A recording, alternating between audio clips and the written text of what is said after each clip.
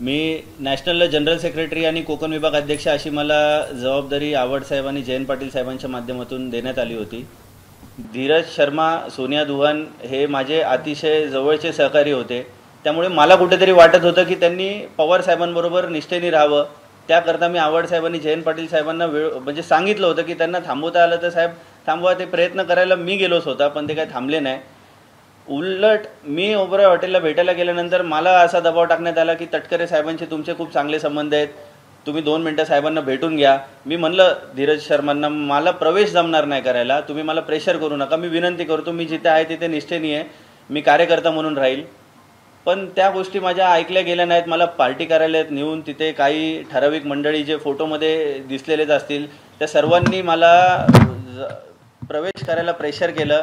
मी कुठेही गेलेलो नाही. मी 24 तासाच्या आत माझ्या साहेबांकडे आलेलो आहे आणि मला अतिशय टॉर्चर केलेलं गेलं. मी कालपासून माझ्या घरी नाही, मी माझ्या घराच्या बाहेर आहे.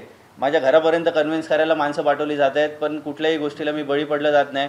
मला काल सांगण्यात आलं की आवड साहेबांवरती ते चुकून आवड साहेबांकडनं जो कालचं आंदोलन करतानाचे जे प्रकार घडला त्याबद्दल तू निषेध कर, तू SCचा कार्यकर्ता आहे.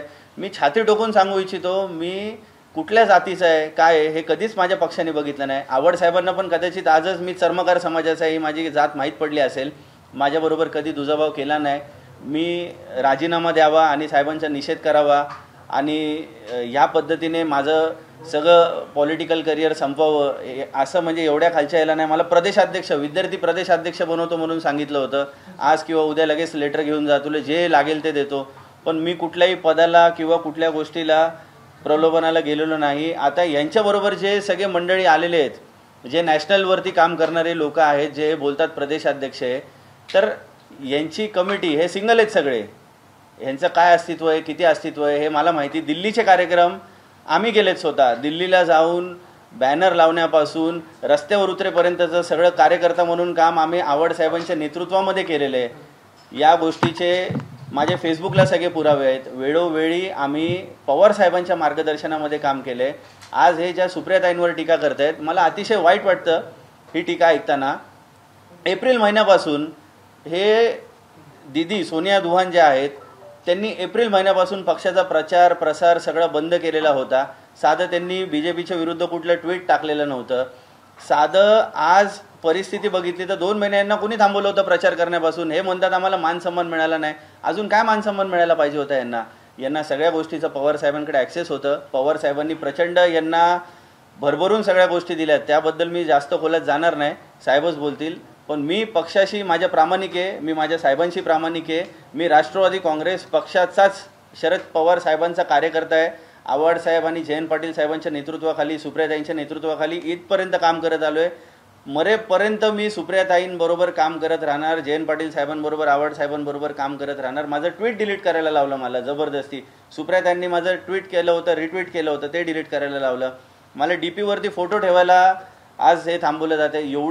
मी एवढं पक्षाला आणि त्या लोकांसाठी एवढं करून आज जर हे माझ्यावर प्रेशर असेल, मी माझ्या घरी जाऊ शकत नाही. हे प्रेशर आहे माझ्याकडे. आता मी इथून गेल्यानंतर माझं काय होईल मला सांगता येत नाही. कुठले गुन्हे दाखल होतील आणि मला कुठं लटकवलं जाईल हेही मला माहिती नाही. मी ब्लँक आहे. तरी पण मला मारून जरी टाकलं तरी मी माझा पक्ष सोडणार नाही. मी एकनिष्ठ आहे, मी प्रामाणिक आहे. जे काही प्रकार घडले होते ते दबावामध्ये घडले होते. जे काही माझ्याकडनं पोस्ट वगैरे गेली होती ती पण माझ्याबरोबर बसून दबावामध्ये आली होती. मी मुंबईवरनं कल्याणला अक्षरशः काल पळून गेलो आहे आणि कल्याणवरनं आज थेट माझ्या सहकाऱ्यांबरोबर मी साहेबांना भेटायला आलो आहे.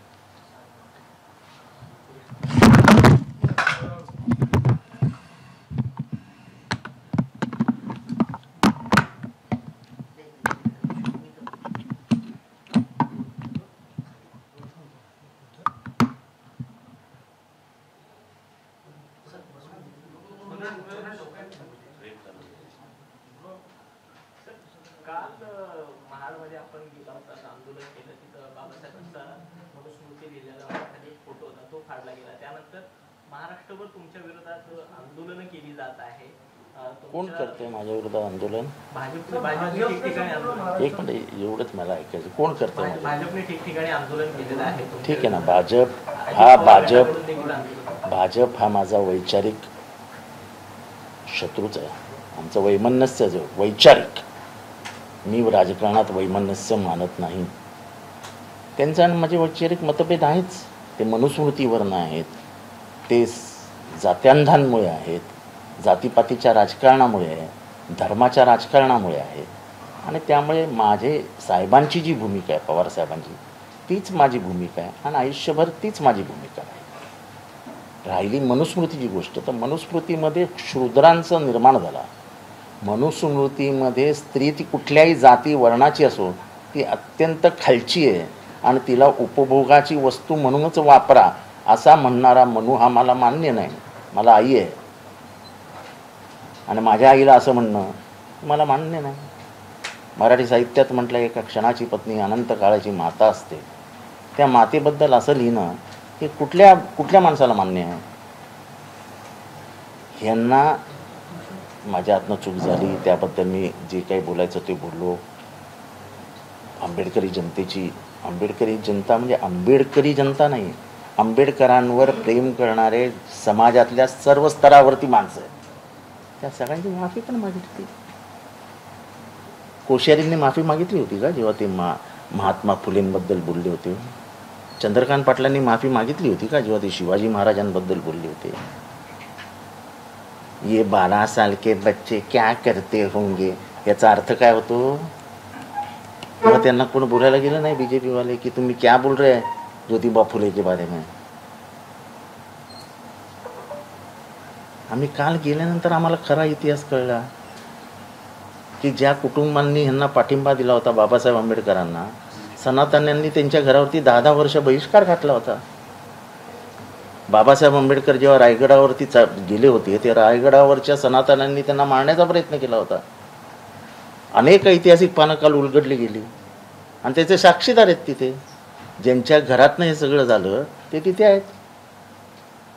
मनुस्मृती जाळणार आहेत हे जेव्हा बाहेर कळलं तेव्हा सगळ्यांना दम देण्यात आला की तुम्ही जागा देऊ नका सनातन्यांना. सनातन्यांनी दम दिला की तुम्ही जागा देऊ नका. एक फतेखान देशमुख मुसोलीकर नावाचे होते, त्यांच्या घरी रात्री सुरभानाना टिपणीस आणि भाई चित्रे जेव्हा गेले तेव्हा त्या माणसाने सांगितलं माझी जागा घ्या, वापरा. त्याच्यानंतर सनातनाने त्यांच्यावर जोर दिला की तुम्ही जागा देऊ नका. ते म्हणाले मी मुसलमान आहे, मी आता शब्द दिला, मी काही जागा मागे घेणार नाही. आणि तिथे मग आंदोलन झालं. अशा पार्श्वभूमीवर 97 वर्षानंतर त्याच जागी मनुस्मृती जाळली गेली. त्याच जागी मनुस्मृती जाळली गेली. आमच्याकडनं चूक झाली, त्याच्याबद्दल माफी मागितली. त्याच्यानंतर आमच्यावर गुन्हे दाखल झाले. मला फाशी द्या, मला फाशी द्या. मी मनुस्मृती आणि मनुवादाच्या, सनातनी मनुवादाच्या विरोधात उभा राहणार. मरणाला न घाबरणारा कार्यकर्ता आहे मी. जो जातीभेद, जो वर्णाश्रम, जो वर्णवर्चस्ववाद, जो स्त्री द्वेषाची बीजेपी पेरली गेली, स्त्रीला आपल्या समाजात मान्यताच नव्हती. महात्मा ज्योतिबा फुले आले नसते तर स्त्रिया शिकल्याच नसत्या. मग स्त्रिया ब्राह्मण समाजातल्या असो नाही तर क्षुद्र समाजातल्या असो, त्यांना जगण्याचाच अधिकार नाही असंच लिहिलंय म्हणून. त्या मनूबद्दल काय बोलतात ते बोला ना. जितेंद्र आव्हाड चुकला, माफी मागितली मोठ्या मनाने. आणि मला आनंद आहे की छगन भुजबळ उघडपणाने म्हणाले की त्याचा उद्देश बघा काय तो. जयंत पाटील म्हणाले त्याचा उद्देश बघा काय तो. सुषमा अंधारे म्हणाले त्याचा उद्देश बघा काय तो. दलित पॅन्थरचे दीपक केदारे, अनेक दलित पॅन्थर किंवा रिपब्लिकन पक्षाचे नेते म्हणतात की जितेंद्र आव्हाड करूच शकत नाही. त्याच्या हातनं चुकून झालं, अनावधानानं झालं हे मान्य आहे, पण त्यांनी जाणून बुजून केलं हे म्हणणं चुकीचं आहे. हे असे अनेक दलित समाजातले कार्यकर्ते म्हणत आहेत. आणि 185 किलोमीटर लांब जाऊन काय मूर्ख आहे का फोटो पाडायला? अनावधानाने झालं. उलट आम्हाला वाईट वाटतंय की इतका चांगला सगळा कार्यक्रम होत असताना शेवटी ही घटना घडावी. सगळ्यावरती पाणी फिरलं. 97 वर्षानंतर, लक्षात घ्या, 97 वर्षानंतर कोणीतरी तिथे जाऊन सुरभानाना टिपणीस यांचा नातू मिलिंद टिपणीस यांना बरोबर घेऊन, तिथे अनेक जण त्या काळातल्या लोकांचे नातेवाईक होते ते तिथे आले होते आणि त्यांनी सगळ्यांनी मिळून हे केलं. आणि त्या सगळ्यांनी टीव्हीला सांगितलं की जितेंद्र आव्हाड किंवा इतर कार्यकर्त्यांकडनं झालं ते अनावधानाने झालं, त्यांना माहितीच नाही की खाली फोटो कोणाचा आहे. काही ठिकाणी म्हणजे महाडमध्ये, ठाण्यामध्ये किंवा महाराष्ट्रात काही ठिकाणी अॅट्रॉसिटीचा नाही, ठीक आहे ना, आम्ही गुन्हे झेलायला तयार आहोत, चुकी आमची आहे. त्यामुळे गुन्ह्यांना घाबरून मनुस्मृतीपासून लांब जाणारे कार्यकर्ते नाही. मनुस्मृती जाळण्याचा कार्यक्रम चालूच राहील. त्याच्यात कोणीही मला अडवू शकत नाही. यांना मला पुढे करून मनूला माझ्या मागे लपवण्याचं काम सुरू आहे, ते होऊ देणार नाही. अटक झाली पाहिजे, त्यांचा राजीनामा घ्या असे देखील आता मागणी होते. का वाटतं? घ्या ना, माझा कोणाचा राजीनामा पाहिजे, कुठला राजीनामा पाहिजे, आमदारकीचा राजीनामा द्या असं मनीषा कोण म्हणतंय, आमदार कोण मनीषा दे, मनीषा कायन दे. अच्छा, त्यांना बोलू द्या ना, त्यांना कायद्याची किती माहिती आहे मला माहित नाही. राष्ट्रवादीकडे देखील मागणी होते. राष्ट्रवादी भुजबळ साहेब माझ्या मागे उभे राहिले हो, भुजबळ साहेब. तेच बहुजनांची समाज व्यवस्था ज्यांना व्यवस्थित समजते ते भुजबळ साहेब माझ्या मागे उभे आहेत. बाकीच्यांची मला अभ्यासक्रमामध्ये त्याच्यावरती बोला ना, त्याच्यावरती बोला. जितेंद्र आव्हाड झाला ना, गुन्हा दाखल झाला, हे केलं ते केलं, एवढं राज्यभर तुम्ही सगळे केलेत. राज्यभर मनूचे पुतळे जाळून दाखवा ना. तुम्ही प्रसिद्धीसाठी हे करताय असं अजित पवार गटाकडून सांगण्यात येतं. अजित पवार गट कोण आहे मला माहित नाही. त्याचा परिणाम काय होतो या पुस्तकात जर म्हणून ह्या पुस्तकात जर मनूंचे श्लोक आले तर ह्याचा अर्थ मनुस्मृतीचा या महाराष्ट्रामध्ये प्रवेश सुरू झाला. ज्या महाराष्ट्रामध्येच मनुस्मृतीला आडवं पाडण्यात आलं, ज्या महाराष्ट्रामध्ये त्याचं दहन करण्यात आलं आणि ते दहन करून नंतर संविधान लिहिलं आणि मनुस्मृती कायमची संपवली. हे इथे महाराष्ट्रामध्ये एक वर्ग होता जो 1950 साली म्हणाला होता की आम्ही हे संविधान मानत नाही कारण का आमचं संविधान मनुस्मृती आहे. स्त्री ही वासनेनी भरलेली आहे, स्त्रीला कायम कामवासना असतात, तिच्या डोळ्यात वासना असते, असं म्हणणारं संविधान आम्हाला नको आहे. स्त्रियांचा इतका अपमान, इतकं खालच्या पातळीवर जाऊन बोलणं, समाजामध्ये चार व्यवस्था निर्माण करून जातीद्वेष निर्माण करणं हे कामच नाही आहे कोणाचं. माणसाला माणसाप्रमाणे जगू दिलं पाहिजे असं डॉक्टर बाबासाहेब आंबेडकरांचं मत आहे. आणि बाबासाहेब आंबेडकरांबरोबर कोण कोण होते त्याचा तुम्ही विचार करा. सगळे सवर्ण, उच्च सवर्ण त्यांच्याबरोबर होते. सुरबानामा टिपणीस हे जे तिथले नगराध्यक्ष होते यांचे वय 28 होतं जेव्हा त्यांना बोलवलं. बाबासाहेबांचं वय 38 होतं. त्यांच्या घरावरती बहिष्कार टाकण्यात आले, त्यांच्या घरावरती हल्ले झाले, त्यांची घरं पेटवण्यात आली, पण ते मागे हटले नाही.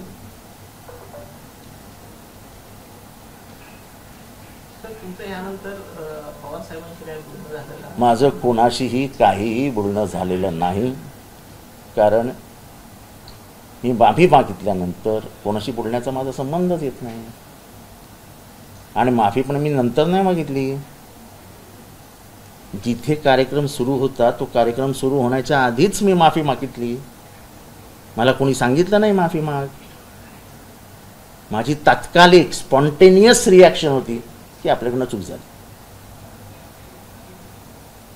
आणि जर मला माहिती असतं तर माझ्याकडनं झालीच नसती. त्या पोस्टरवर मनुस्मृती लिहिलेलं होतं आणि मनुस्मृतीबद्दल प्रचंड आग डोक्यात जळत होती आणि त्याच्यामुळे ते घडलं. माफी माग काय.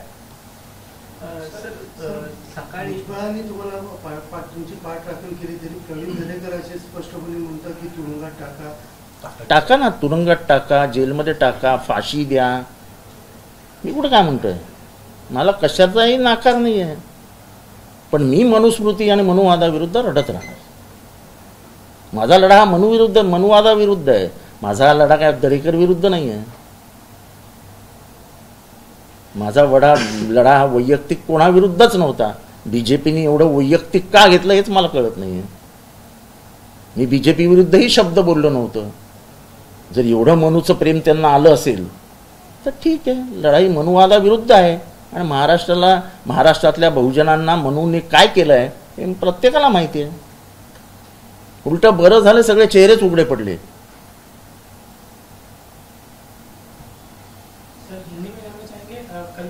जरा एक मिनिट रुक ना. सर, आज संपूर्ण महाराष्ट्रात तुमच्या विरोधात आंदोलन होते, मात्र तुमच्या घराबाहेर म्हणावी ती सिक्युरिटी जी आहे ती दिसत नाही.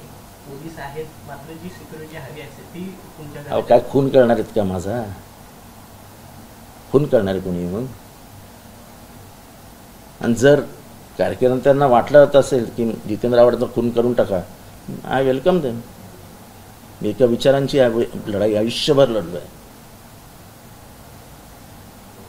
जेव्हा भिडे म्हणतो की तुकारामापेक्षा आणि ज्ञानेश्वरापेक्षा मनु श्रेष्ठ आहे, तेव्हा कोणीच बोलायला बाहेर येत नाही. तेव्हा मीच आलेलो बाहेर बोलायला. मनुचं श्रेष्ठत्व जेव्हा सांगितलं जातं त्याचा अर्थ काय होतो? कोश्यारी जेव्हा बोलतात की क्या किया होगा 12-13 साल के लड़कों ने, हे काय आहे, तेव्हा पण बोलायला बाहेर नाही आलं. जेव्हा चंद्रकांत पाटील शिवाजी महाराजांबद्दल बोलले तेव्हा कोणी बोलायला बाहेर नाही आलं. ते महापुरुष नाही आहेत का? आणि डॉक्टर बाबासाहेब आंबेडकरांबद्दल कोणी काय लिहून ठेवलंय ते आता ही काढण्याची वेळ नाही. वेळ आली की मी ते पुस्तकं पण समोर करेन. आम्ही संविधान मानतच नाही असं म्हणणारे कोण होते ते पुस्तक पण मी समोर करेन. आणि मनुचा चंचू प्रवेश शालेय शिक्षणामध्ये हा डॉक्टर बाबासाहेब आंबेडकरांचा अपमान आहे, अपमान. कारण का त्यांचं म्हणणं स्पष्ट होतं की मानव म्हणून मानवाला जगूच देऊ नये, असंच मनुचं काम आहे, असंच मनुचं लिखाण आहे. आणि त्याच्यातले केसरकर म्हणतात 4-2 श्लोक टाकले तर काय, चांगले श्लोक आहेत. मनु हे चांगले श्लोक लिहू शकतो हा शोध केसरकरांना कुठनं लागला हे मला काही कळलेलं नाही. केसरकर काय आंबेडकरांपेक्षा 2 पावलं हुशार आहेत की काय याचा सुद्धा शोध घ्यावा लागेल होता. आणि असं आहे की वातावरण तयार करण्यासाठी आंदोलनं वगैरे केली जातात, त्याचं काय फार मला उलट बरं आहे, बोलायला चान्स मिळाला, सगळे उघड पडले. मनुबद्दल कोणीच बोलत नाही. मला पुढे करून आता मनुला मागे टाकण्याचं काम सुरू झालंय. पालकांना आणि विद्यार्थ्यांना का आव्हान असेल आव्हान करणे? पालकांनी आणि विद्यार्थ्यांनी जर त्यांच्या पुस्तकात आलं तर पालकांनी विरोध केला पाहिजे. प्रत्येक पालक, त्याच्यामध्ये एक आई आहे ना, त्या आईला मी दाखवतो की काय लिहिलंय बघा स्त्रियांविषयी, तुम्हाला हे मंजूर आहे का? संस्था चालकांना आम्ही आवाहन करणार आहोत की बघा काय लिहिलंय पुस्तकामध्ये, मनुस्मृती वाचा आणि बघा काय लिहिलंय की एका क्षुद्र स्त्रीने कशी कोणाची सेवा केली पाहिजे. म्हणजे तिला फक्त उपभोगच घेतला पाहिजे, तिचा बाकी काही कामच नाही आहे. ती पुरुषांना बिघडवण्यासाठी जन्माला आली आहे. तिच्या डोळ्यात काम वासना असतात. ती शृंगार फक्त पुरुषांना ताब्यात घेण्यासाठीच करते. तुम्हाला सगळ्यांना आया बहिणी आहेत, तुम्हाला मान्य आहेत का मला सांगा?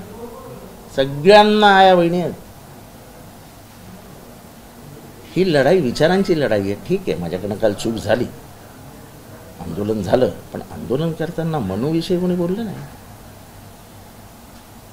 कारण का ह्यांच्यातला मनु मेलेलाच नाही आहे, ह्यांच्यातला मनु जागा आहे. आणि मी आज म्हणत नाही, मी नेहमी म्हणत होतो की ज्या एक हाती तुम्ही यांना सत्ता द्यायला सुरुवात कराल त्या दिवशी मनुचा पुनर्जन्म होईल.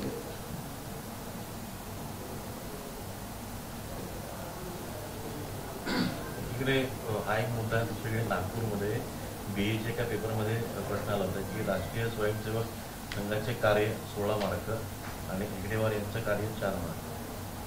20 मार्काला 20 मार्काचा पेपर होता, त्यामध्ये 2 प्रश्न विचारले गेले होते. हे सगळे प्रश्न येणार ना आता. व्यवस्थेमध्ये कोण आलं हे लक्षात घ्या तुम्ही.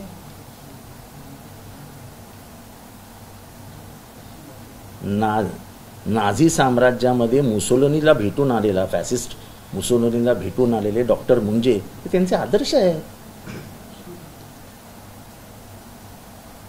मुसोलिनी आणि हिटलर हे किती क्रूर कर्मा होते हे जगाला माहिती आहेत. पण त्यांना भेटायला कोण गेलं होतं याची माहिती घ्या. तो पण इतिहास शिकतो आता की हिटलर आणि मुसोलिनी कसे चांगले होते.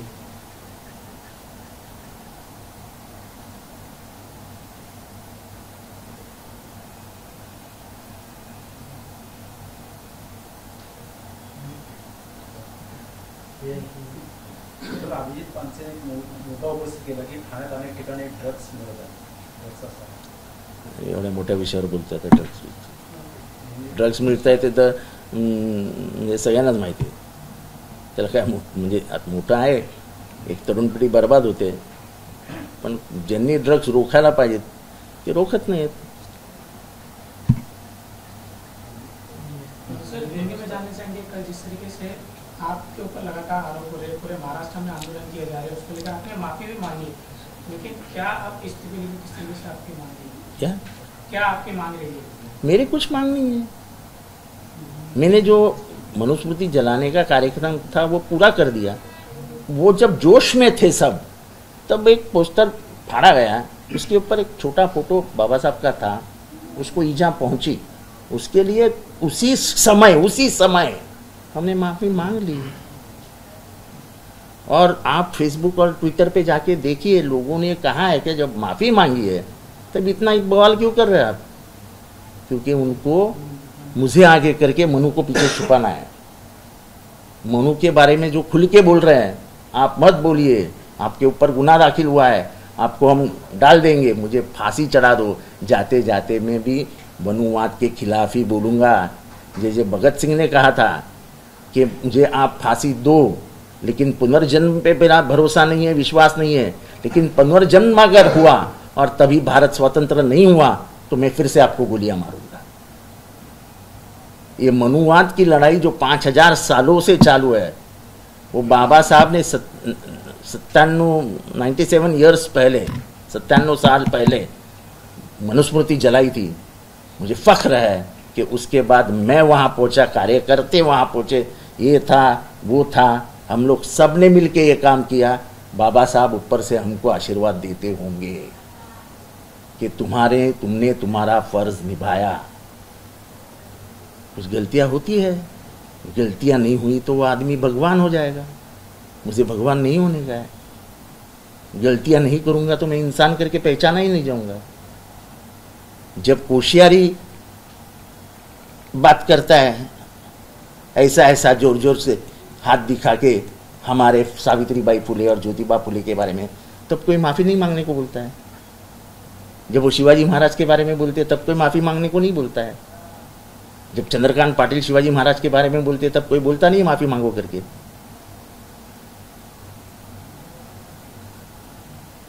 तो ऐसा दूजा भाव मत करो ना. आप मुझे आगे करके मेरा नाम लेके दिन भर आप मनु के बारे में जो महाराष्ट्र में अभी चल रहा है उसको पीछे डालना चाहते हो.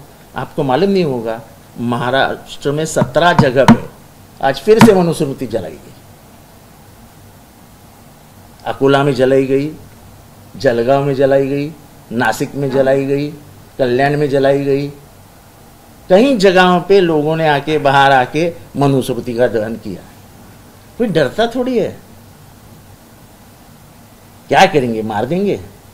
मौत के लिए तो हम कभी भी तैयार है यार. सर पे कफन ही बांध के निकले.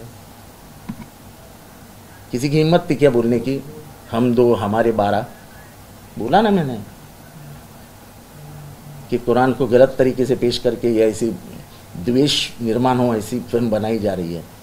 देखो, ऐसे विषय जो समाज को हानिकारक है उसके बारे में नहीं बोलेंगे तो उससे अच्छा है कि हम राजनीति छोड़ दे यार.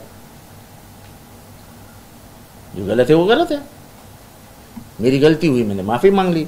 अब उनकी जो गलती है उसके बारे में क्या, ये तो मैं नहीं बोला ना, केसरकर बोला ना कि 4 श्लोक लिए तो क्या हुए, अच्छे श्लोक है. तो मनु कभी से इनको अच्छे लगने लगे. हमारे एक पत्रकार भगिनी को पूछा गया था, तेरा टिकली किधर है तेरी?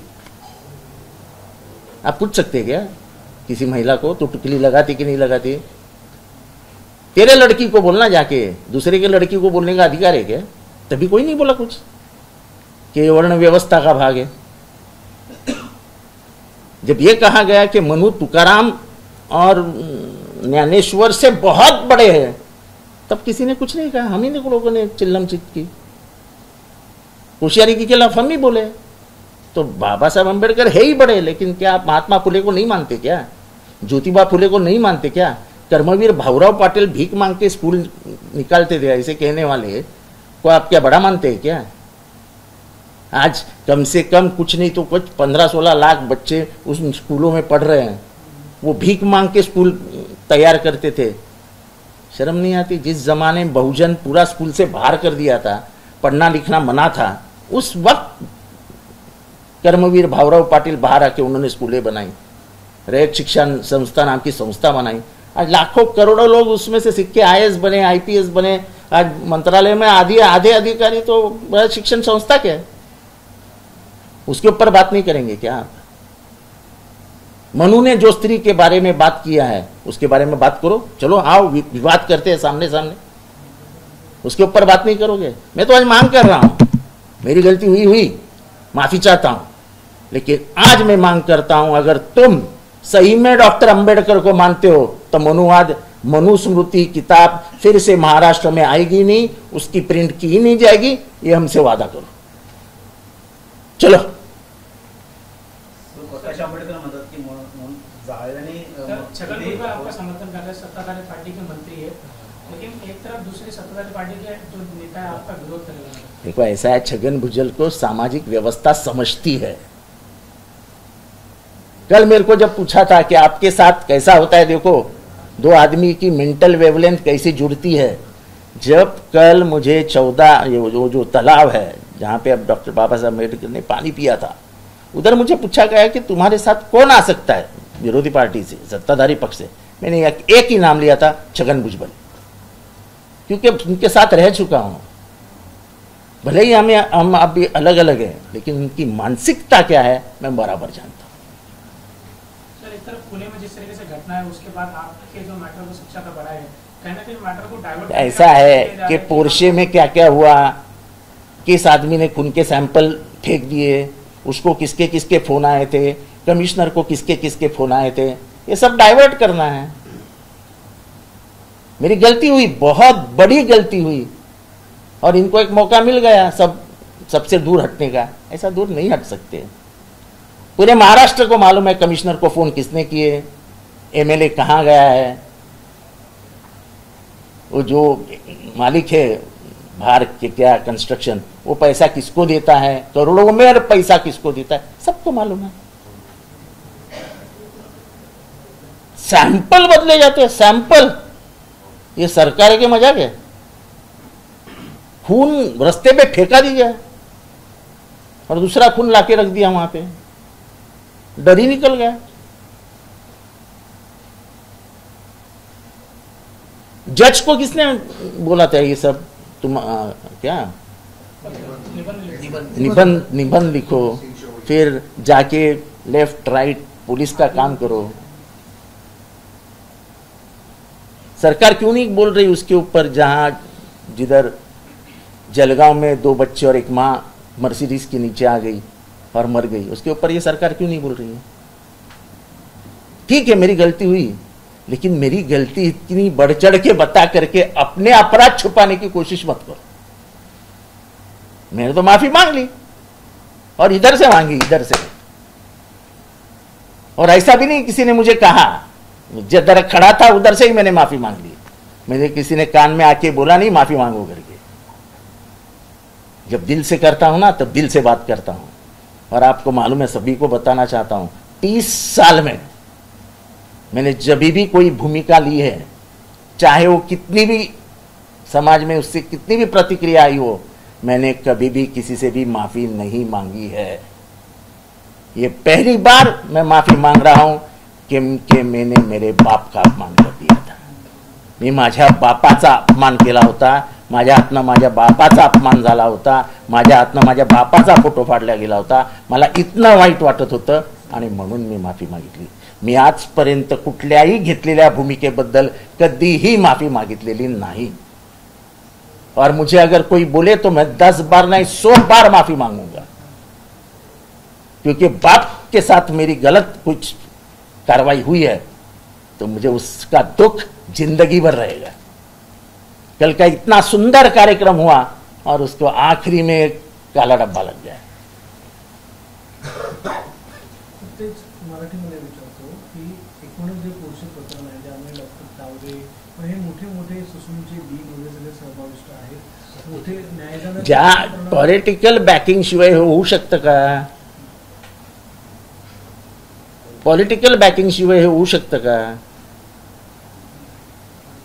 आणि काल कुठल्याही पक्षाचा कार्यक्रम नव्हता, आम्ही असेच ज्यांची विचारसरणी जुळते ते सगळे जमा झालो आणि महाडमधले खास करून नागरिक म्हणजे महाडमधल्या बौद्ध जनसभेने तर जागच्या जागी सांगितलं की जितेंद्र आव्हाडांची कुठलीही चूक नाही, हे अनावधानाने झाले आणि आम्हाला अभिमान आहे की जितेंद्र आव्हाड 180 किलोमीटर आले आणि पहिला माणूस ज्याने या मनुस्मृती विरुद्ध आवाज उठवला. अजून मला काय हवं? ठीक आहे ना, काही जणांना राग आला.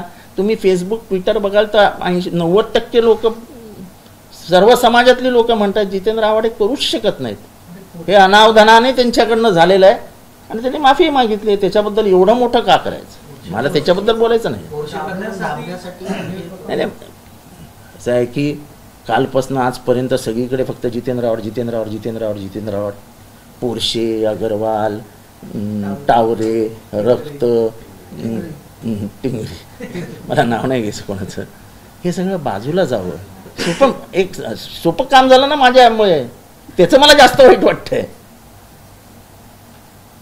की इथला जो पॉलिटिकल नेक्सस आहे पुण्यातला, तो पॉलिटिकल नेक्सस ओपन होत असतानाच हे घडलं आणि लगेच सगळ्यांनी उड्या घेतल्या की हे पॉलिटिकल नेक्सस उघडवू नये.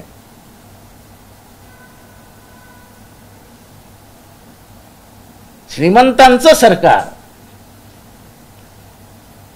हे मनूबद्दल बोलत नाहीये,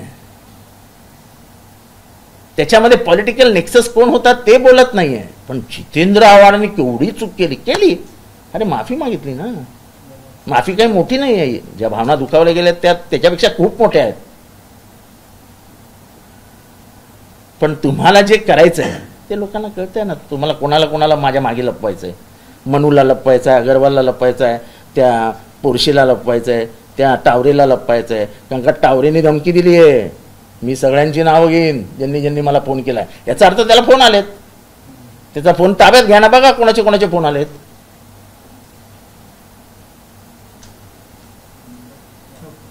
काल ह्याचा प्रवेश घेतला आणि प्रवेश घेताना याला दम दिला की तुझे काय काय धंदे आम्हाला माहिती आहेत, पोलिसांना सांगून तुला आतमध्ये टाकू तू जर आमच्याबरोबर आला नाहीस तर.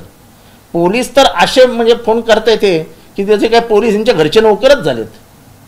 ह्याचं काही काय खून केलेत, हा काय गुंडा आहे, ह्याच्यावर एक गुन्हा आहे. आत्ता आमच्या एका कार्यकर्तीला मारलंय कळव्यामध्ये, पूर्ण सोनं बिनं काढून घेतलंय. ती बिचारी बेशुद्ध पडली, मी तुमच्यासाठी थांबलोय, मी आता तिच्याकडेच चाललोय. हे जे काय सुरू झालंय ना महाराष्ट्रात हे चांगलं नाही आहे. आम्ही इकडून काय बांगड्या घालून बसलेलो नाही आहे. झोपड्या कुठे बांधल्या जात आहेत, कुठल्या गुंडांना कुठे आणून ठेवलं जात आहे, सगळं आम्हाला माहिती आहे. जर बाहेरचे गुंड आत्तापासून विधानसभेच्या निवडणुकांसाठी येऊन ठेवणार असतील तर कळव्यामध्ये आणि मुंबऱ्यामध्ये काय होणार आहे आम्हाला कळतंय. आम्ही पण मेलेल्या आईचं दूध प्यालेलो नाही.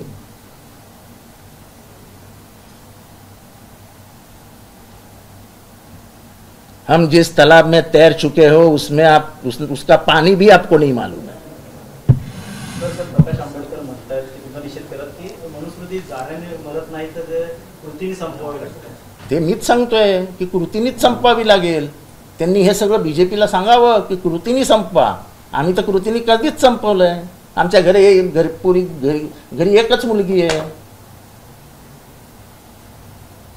तिलाच सगळं आम्ही मानसन्मान देतो. मनूला पहिला कापला आम्ही तिथेच ना.